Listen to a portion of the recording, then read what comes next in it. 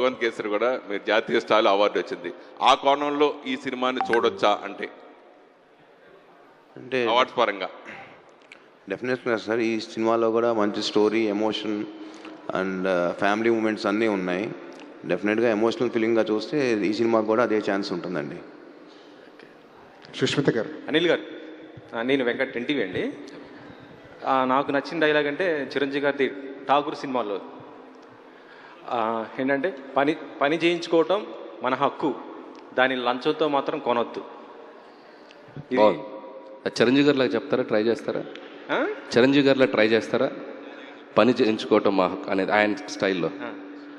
ఆయన ఆ డైలాగ్ ఆయనలో చెప్పాలంటే మన వల్ల ఇది కాదు, కానీ అది మాత్రం ఒక ఇన్స్పైర్డ్ డైలాగ్. అప్పుడు బాగా ఇదైపోయిన డైలాగ్ అది. ఓకే, అది.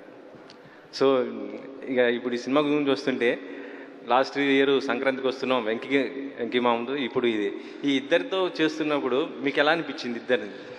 సో ఫస్ట్ డే మాత్రం కొద్దిగా నెర్వస్గా ఫీల్ అయ్యాను.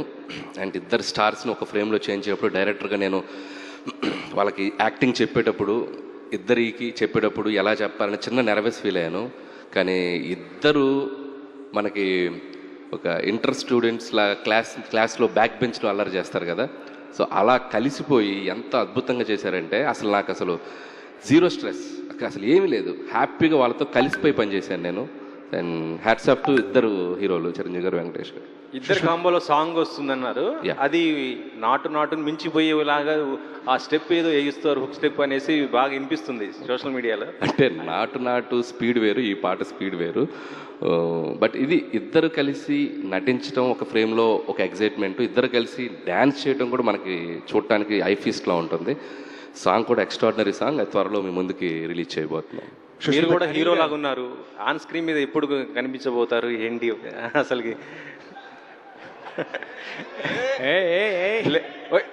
రియల్లీగా చెప్తున్నానండి, మీరు చాలా సరే మీకోసం ఈ సినిమాలో వాళ్ళిద్దరి మధ్య కనపడతాను నేను ఒక మాట ఇచ్చాను కదా ముందు ప్రెస్ మీట్లో, కనపడ్డా. అది అనిల్ గారు ఇక్కడ సార్ అనిల్ గారు ఇక్కడ